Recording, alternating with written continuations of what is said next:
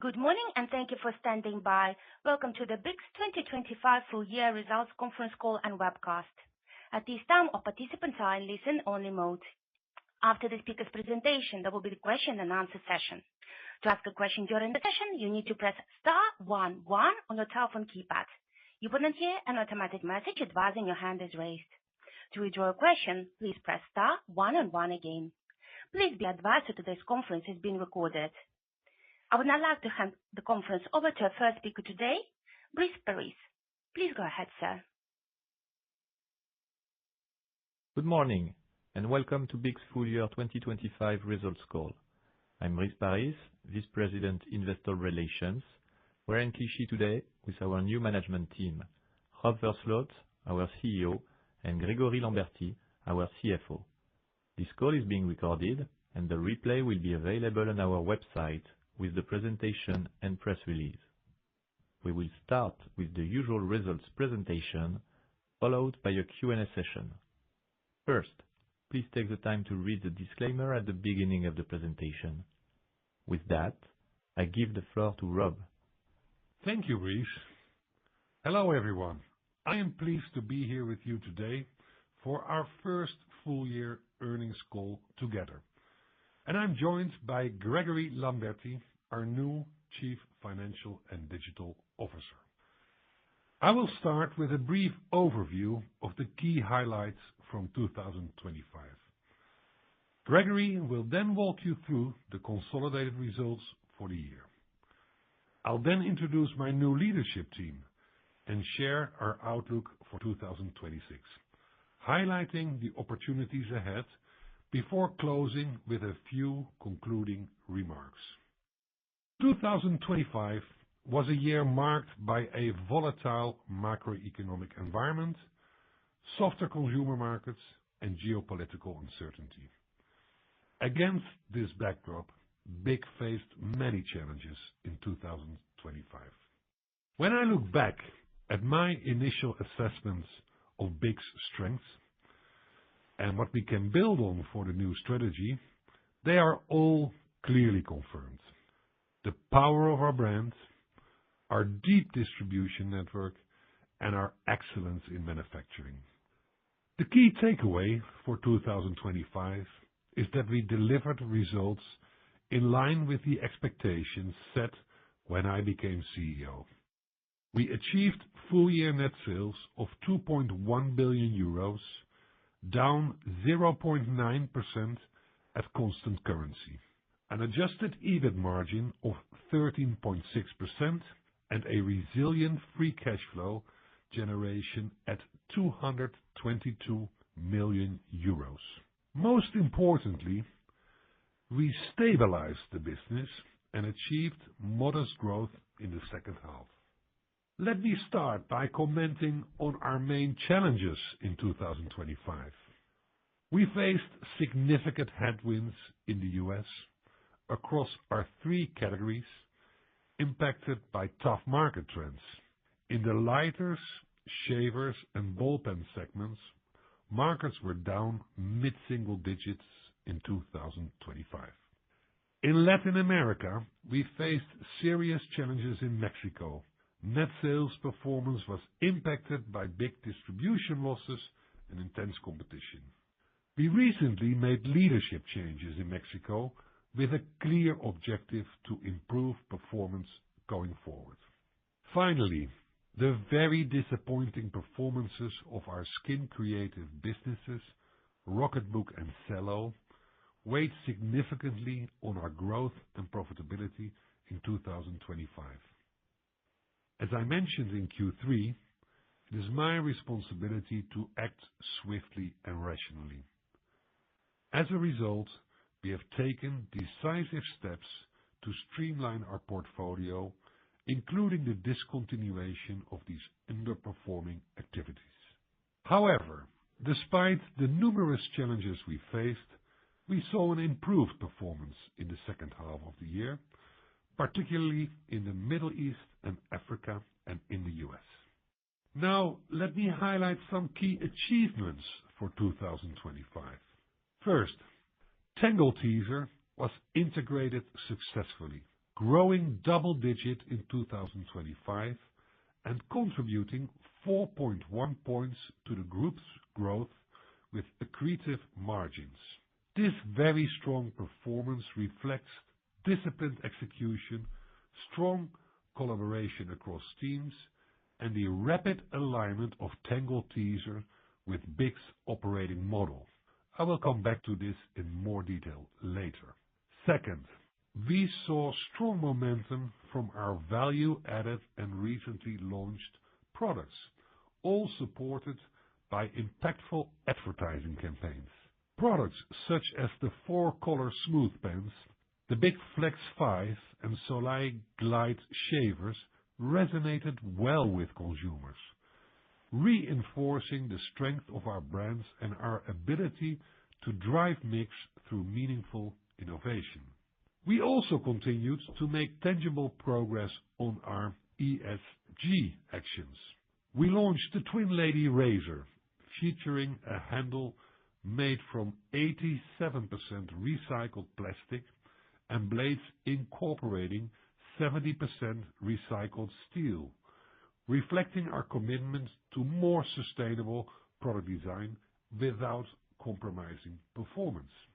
In addition, we achieved key milestones across 3 core ESG KPIs. 100% of cardboard packaging now comes from a certified recycled source.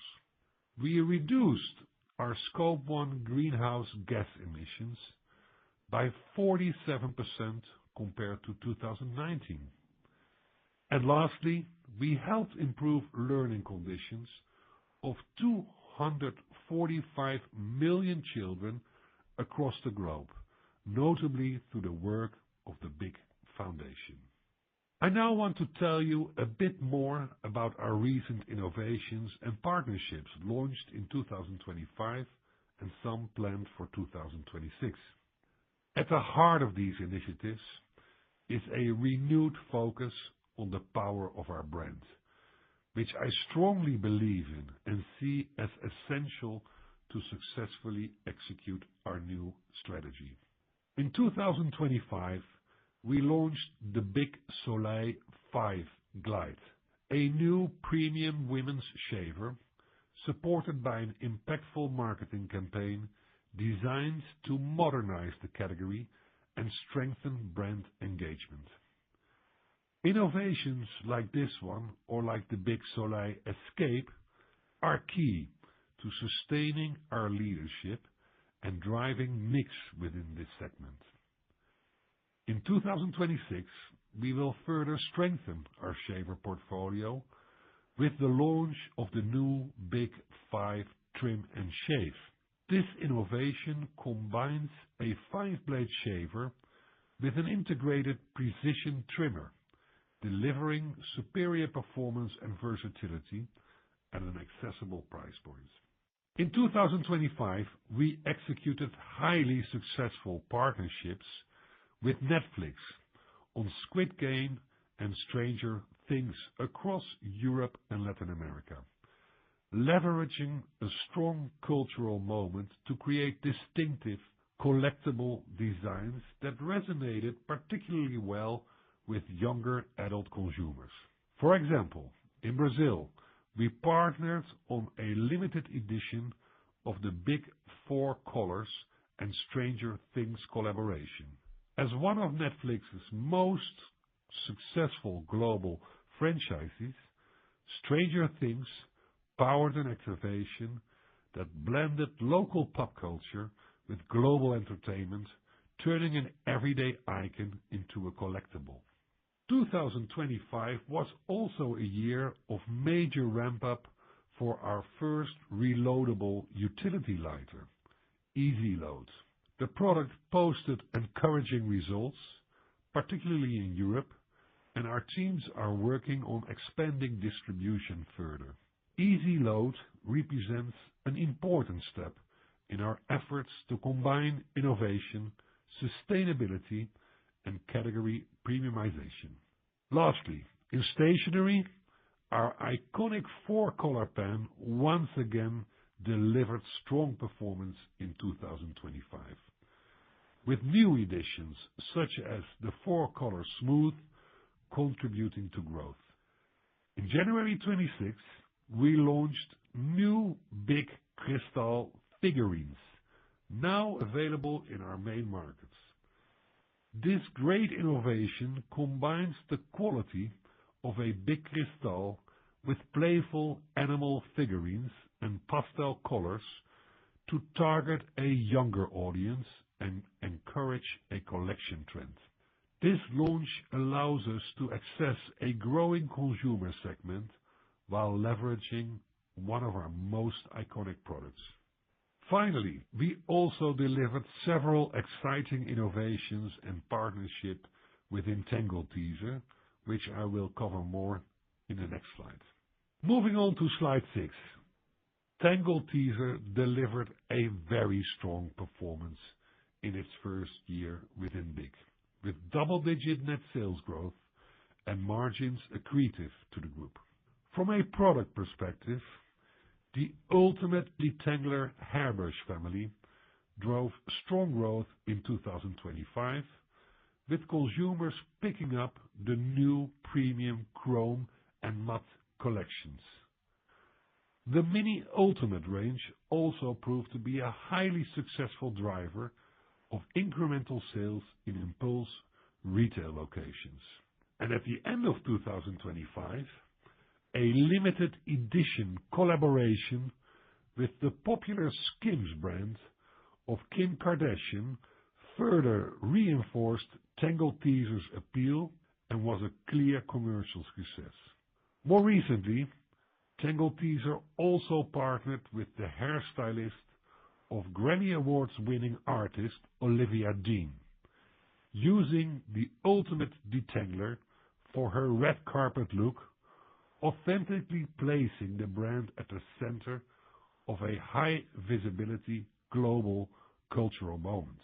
All these achievements helped consolidate Tangle Teezer's market leadership, securing the number 1 position in the UK and growing market share in the US to become the number 3 detangling haircare brand. Finally, I am proud to see the continued progress in seamlessly integrating Tangle Teezer, and I'm very happy to share that in December 2025 we started to produce our first Tangle Teezer brushes in a BIC factory.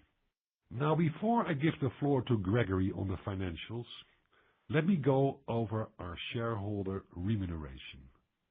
In line with BIC's capital allocation policy, the board of directors will propose an ordinary dividend of 2.40 euros, representing a 50.6% payout ratio. In addition to this dividend, we are renewing our share buyback program in 2026, with a total consideration that can reach up to 40 million euros. Our resilient free cash flow in 2025 enables us to continue delivering these returns to shareholders while reinvesting in the business to deliver on the strategic goals and new capital allocation policy that will be communicated later this year. With that, I will now hand it over to Gregory, who will present to you our 2025 consolidated financial results. Thank you, Rob. Good morning, everyone. Having joined the group in early January, I'm pleased to be here with you today for my first earnings call with BIC. I'll present to you our full year 25 consolidated results and then hand it back to Rob for the conclusion. Let's start with a general overview of our key financial figures. Full year net sales stood at 2.1 billion euros in 2025, down 0.9% at constant currencies and 4.7% on an organic basis. As mentioned earlier, we saw improved momentum in the second half after significant declines in the first half. Net sales in Q4 were 495 million euros, up 1.1% at constant currencies. Excluding perimeter's impact from the acquisition of Tangle Teezer and the sale of Cello, net sales declined 2.3% in Q4. Full-year adjusted EBIT was 283 million euros, representing a 13.6% margin compared to 15.6% last year, mainly impacted by the decline in our revenues and partly offset by cost actions. Consequently, adjusted EPS was 4.74 euros compared to 6.15 euros in 2024. Lastly, free cash flow totaled 222 million euros in 2025, down 49 million versus last year. Turning to slide 10, let's review the main building blocks of Q4 net sales evolution. In Q4, net sales were down 2.3% organically, mainly driven by the 2.2% decline in Flame for Life and in Human Expression by 1.7%, while Blade Excellence was up 1.6%. For the full year, net sales were down 4.7% organically, 0.9% at constant currencies. Again, Human Expression and Flame for Life were the biggest negative drivers, declining -2% and -2.5% respectively, while Blade Excellence was down 0.2%. Turning to slide 12, let me walk you through the 2025 performance by division, starting with Human Expression. Net sales for the full year were 736 million euros, down 5.6% organically. Constant currency performance was lower since discontinued businesses were a drag on growth. In North America, BIC's performance was significantly impacted by Skin Creative and Rocketbook, and as Rob mentioned earlier, we took decisive actions in Q4 with the discontinuation of these activities. In addition, the U.S. ballpen segment, where BIC is most exposed, declined mid-single digits in value. However, net sales for the core stationery business improved meaningfully in H2 versus H1, as we experienced a strong back-to-school sequence in Q3 in segments like mechanical pencils and correction. In Europe, following a very good 2024 driven by growth in flagship products such as the 4-Color Olympics, net sales were slightly down in 2025. Performance was resilient despite a challenging market, and it's worth noting the sequential improvement throughout the year, thanks to steady distribution gains and the success of recently launched 4-Color pens editions like the 4-Color Smooth. In Latin America, the decline was mainly driven by Brazil and even more by Mexico. In Mexico in particular, we implemented managerial changes and are already seeing a stabilization. Lastly, in Middle East and Africa, net sales grew mid-single digit, driven by good commercial execution and solid back-to-school season in key countries like South Africa. Human Expression adjusted EBIT margin was 7.5% in 2025, flat versus last year. The impact of unfavorable currency fluctuations and higher raw material costs was offset by lower expense as well as favorable price and mix. Moving on to the performance of the Flame for Life division. Net sales were 723 million euros in 2025, down 6.7%, both organically and at constant currencies. In North America, net sales were down significantly in the first half of the year and were impacted by deteriorating trading environments and lower consumption. Market trends, however, showed sequential improvement throughout the year. The U.S. pocket lighter market ended at -3.7% in value in 2025, and BIC managed to maintain its share in the measured market. Our net sales were more significantly impacted in the convenience channel. In Europe, net sales were slightly down, impacted by soft performance in key countries like Italy and Germany. This more than offset distribution gains in the discounters channel and solid performance in the utilities lighters segment. In Latin America, we were impacted by challenging market trend with tough competition in Brazil and Mexico. In Mexico in particular, performance was particularly poor in the traditional channel. As mentioned, this has been addressed through managerial changes. Finally, our net sales in Middle East and Africa grew double digits with strong commercial execution in Nigeria and distribution gains in Morocco. Flame for Life adjusted EBIT margin was 29.9% in 2025 compared to 33.3% last year. This decrease was mainly due to net sales decline and the negative impact of U.S. tariffs in H2. Turning to the next slide on Blade Excellence, Net sales totaled 602 million euros, down 0.8% organically. As mentioned, Tangle Teezer performed very well, growing double digits and fueled by new products and distribution gains. In the US, our core shaver business declined mid-single digits, facing deteriorating market trends and high competition, particularly in the women's segment. However, we did a solid performance in the premium range and the new products such as BIC Flex 5 and the BIC Soleil Glide. In Europe, net sales declined slightly on a like-for-like basis as a result of softer performance in key countries such as Italy and Greece, and this more than offset strong commercial performance in Eastern Europe and the success of value-added products like BIC Soleil Escape. In Latin America, our trade-up strategy towards the multi-blade segment continued to deliver positive results, particularly in Brazil.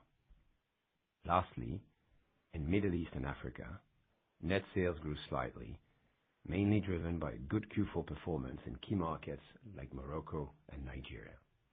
Overall, Blade Excellence 25 adjusted EBIT margin was 15.9% compared to 18.5% in 2024, mainly due to tariffs and a very high comp in 2024. Moving on to page 15. Full year 25 adjusted EBIT margin was 13.6%, down 2% versus 24. Gross profit had a negative impact of 1.6 points, driven by high raw material and the negative impact of tariffs. This was particularly offset by continued manufacturing efficiencies and the positive contribution of Tangle Teezer. Brand support was relatively flat versus last year, and we had lower operating expenses thanks to disciplined cost control. That said, as a percentage of net sales, operating expenses increased 0.3 points due to negative operating leverage. On slide 16, let's review the key elements of our P&L. Adjusted EBIT stood at 283 million euros, down 60 million euros versus last year. Non-recurring items amounted to 127 million euros, mostly due to the sale of Cello and the discontinuation of our skin creative activities and Rocketbook announced in Q4. This included mainly 104 million euros related to the discontinuation of skin creative and Rocketbook announced last December, 11 million euros related to the negative impact of Cello's disposal, and 10 million euros related to the fair value adjustment on the power purchase agreement in France and the virtual power purchase agreement in Greece. As a result, income before tax was significantly down to 139 million euros compared to 298 million euros in 2024. Lastly, net income group share was 86 million euros compared to 212 million euros last year, while our adjusted net income group share was 195 million euros compared to 256 million euros last year. Our adjusted group EPS stood at 4.74 euros compared to 6.15 euros last year. On the next slide, you can see the main building blocks of free cash flow in 2025. Operating cash flow amounted to 400 million euros, down 71 million euros year-on-year, mainly due to the decrease in operating margin. Change in working capital was a positive contribution of 7 million euros, and income tax paid was 90 million euros. CapEx were 87 million euros, flat versus last year. As a result, in 2025, free cash flow was solid at 222 million euros. Before giving the floor back to Rob, let me present our net cash position on slide 18. On top of the free cash flow elements in 2025, we spent 127 million euros in dividends and 40 million euros in share buyback. This concludes our review of BIC's full year 2025 consolidated results. In summary, 2025 was a difficult year for BIC in most of our key regions, marked by continued inflation, consumer anxiety, and tariff uncertainty in the US. Against this backdrop, the group continued to focus on free cash flow resilience through disciplined cost management and working capital improvements. Looking ahead, as we develop our strategic plan, we will continue to focus on protecting our cash, simplifying our organization, to ensure we are fit for growth and well-positioned to drive growth and profitability. With that, I give the floor back to Rob. Thank you, Gregory. 2025 was also a year of major changes in our governance structure. I just put in place a new leadership team, tighter and leaner, with the clear objective of improving the business going forward. I strongly believe that BIC now has the right structure and leaders to execute and drive our next phase of growth. In addition to this, more than half of BIC's board of directors was renewed last year, and it is now fully equipped to support the implementation of our new strategy. These leadership and governance changes are essential to putting the business back on track. Let's now take a closer look at our 2026 outlook. Starting this year, BIC will now guide on organic net sales performance, a key KPI and priority for us going forward. It reflects the true underlying performance of our business, excluding the impacts from perimeter and foreign exchange. In this year of transition, and as BIC's leadership team prepares its strategic plan, which will be presented later in the year, we anticipate, under current assumptions, improving organic net sales trends in 2026, a slight expansion in adjusted EBIT margin, and a stable free cash flow generation year-on-year. To conclude, 2026 is a transitional year, as we are focused on improving and transforming our business, as well as implementing the right structure and operating model. With the full support of the board of directors and my new leadership team, I strongly believe we are well positioned to prepare a clear plan of action and write the next chapter for BIC. I'm very optimistic that the decisive action we have taken so far are laying strong foundations for BIC to return to sustainable, profitable growth. I could not conclude this call without honoring the memory of François BIC, son of our founder, Marcel BIC, who sadly passed away this Monday. Throughout his career, François played a pivotal role in developing iconic safe lighters and transforming them into a global success through his visionary leadership, from the acquisition of Flaminaire in 1971 to leading our lighter category until 2016, when he retired from his executive position. When I joined as CEO, I had the immense privilege of speaking with him, and I have to say that without François, BIC would undeniably not be the company we all know today. His legacy will continue to inspire us for the years to come. This concludes our presentation for today. We will now take your questions. Thank you so much. Dear participants, as a reminder, if you wish to ask a question, please press *11 on your telephone keypad and wait for your name to be announced. To withdraw a question, please press *1 and 1 again. Please stand by while we compile the Q&A queue. This will take a few moments. And now we're going to take our first question. And it comes to the line of Andrei Kondreev from UBS. Your line is open. Please ask your question. Good morning, Rob, Gregory, and Brice. Thank you very much for taking my questions, and obviously condolences to the BIC family.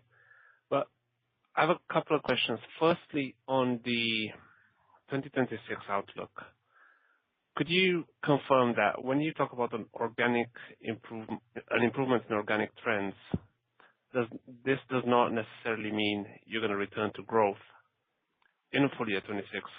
And coupled with that, your margins will only increase up to 10 basis points because you talk about a small margin improvement.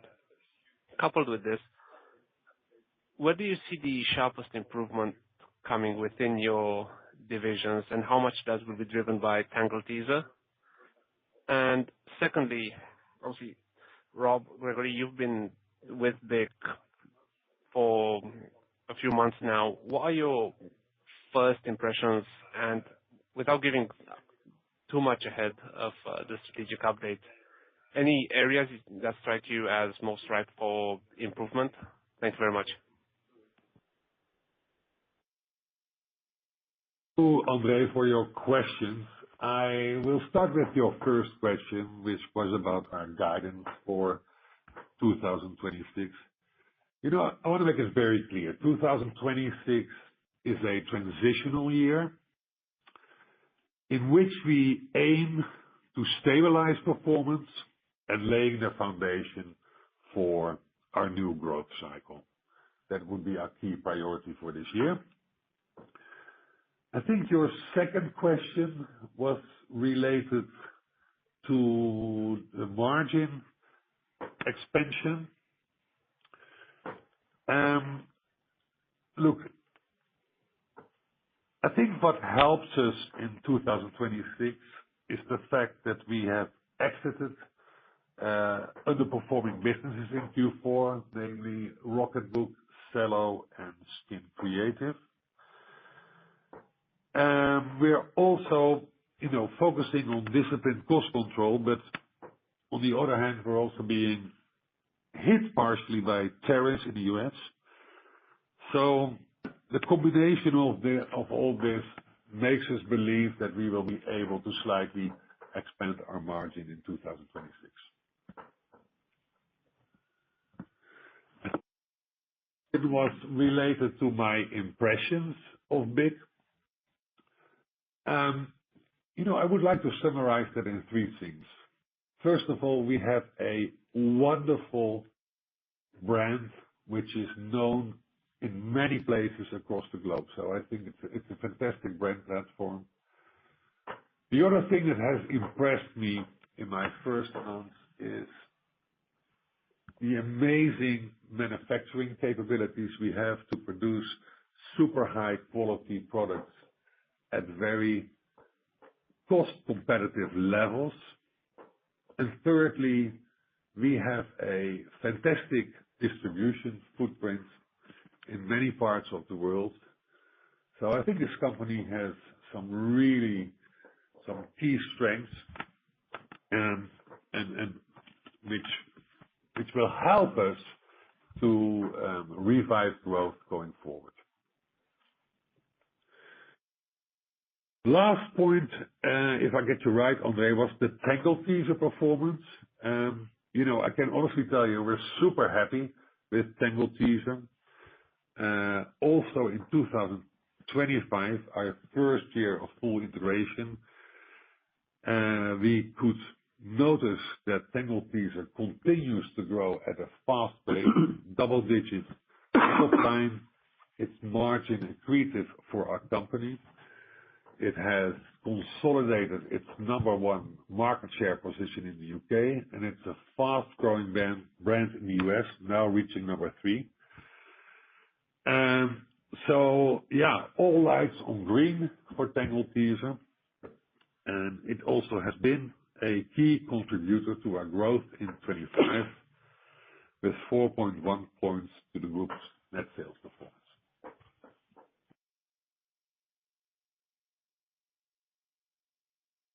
Thank you. Thank you so much. And now we're going to take our next question. Just give us a moment. And the next question comes to the line of Geoffrey D'Alui from BNP Paribas. Your line is open. Please ask your question. Yes, good morning, everyone. Thanks for taking my questions. I've got two questions, please. First one is, related to the end of 2026, if you can share with us, any thoughts on the trading trends, you've seen the first weeks of 2026, especially, for the Flame for Life division in the U.S. That's my first question, please. And second question is related to the exit of businesses, so Cello, the Skin Creative business, and Rocketbook. Could you share with us, how much is it in terms of revenues, which is exited the company, and maybe also any thoughts regarding, the profitability of this business? And on top of that, do you expect, any additional one-off cost related to these disposals or business exiting? Thank you. Hi, Geoffrey. Thank you very much for your question. This is Rob speaking. I will answer the first part of your question, and then I will pass on to my colleague, Greg, to answer the second part. So your question was related to our expectations for Q1 and current trending. What I can tell you is that we expect a relatively flat organic growth for Q1, and what we are doing is we are taking actions to set ourselves up for real sustainable growth, amongst others by right-sizing level of inventories at key distributors and wholesalers globally. Maybe more in particularly, because I think you were also mentioning the Flame for Life, we expect a slight recovery in the U.S., despite the fact that macroeconomic environment continues to be uncertain, with especially low-income consumers continuing to feel the pinch following the implementation of U.S. tariffs. We can also notice that we see some key customers continuing to optimize their level of inventory. So that's the U.S. Then in Mexico, where we, of course, in the recent days, we had a lot of unrest, where, our primary concern is the health and safety of our employees. But concerning performance, we clearly expect a stabilization in Mexico. We had a very tough year last year. We took action, put new management in place, and we believe that we will be able to improve the performance in Mexico accordingly.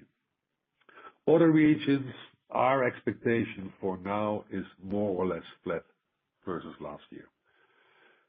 This concludes my answer to your first question. I now pass on to Greg for your other question. Hello, Geoffrey. On your second question regarding disposals, I will not comment on the specific in terms of numbers, but the disposal of Cello and the discontinuation of Rocket and Skin Creative will have a positive impact on organic growth, and should be organic growth and EBIT margin, and should be pretty neutral between the disposal proceeds and the wind down costs in terms of free cash flow.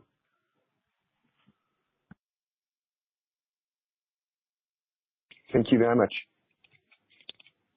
Thank you so much. And dear participants, as a reminder, if you would like to ask a question, please press star 11 on your telephone keypad and wait for your name to be announced. And now we're going to take our next question. And it comes to the line of Marie-Line Fort from Bernstein. Your line is open. Please ask your question. Yes, good morning to all. I would like to come back on two topics. The first one is about tariffs, the impact of the new tariff announcement, and what you expect at this stage, even if it's not very clear. The second question is about the start of production of Tangle Teezer brushes. Could you tell us a bit more? Where is the production located? Is it a trio? What will be the ramp up?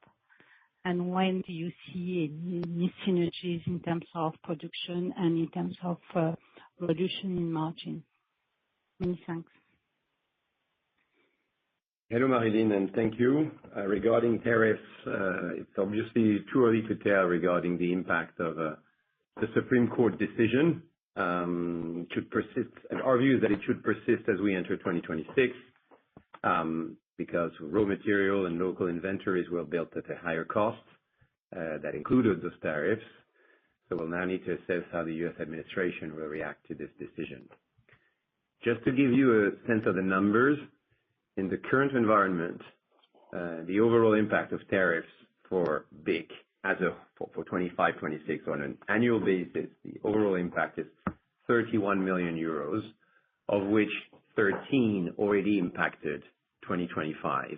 So we have 18 million euros ahead of us, which will obviously try to offset through a number of levers, pricing, gross profit optimization, accelerating transformation of our supply chain and adjusting our manufacturing footprint, and also disciplined cost management, which has to be one of our priorities as well. So that's that regarding the impact of tariffs. And on Tangle teaser production. Yeah, let me take that one, Greg. Hello, Marilyn. I want to come back on your question related to Tangle teaser. So we have started to produce the first brushes in our factory in Mexico by the end of last year, and we also have plans to produce the brushes in Tunisia in the course of 2026. So that integration is going well. Thank you. And in terms of synergies, any kind of ideas of what could represent and at which horizon? Sorry, Marilyn, we couldn't hear you very well. Can you repeat, please? Sorry. Just wanting to know if you can precise the synergies expected, not in terms of figures precisely, but in terms of calendar, at least. So it's pretty much limited in 26 and should be accretive going forward.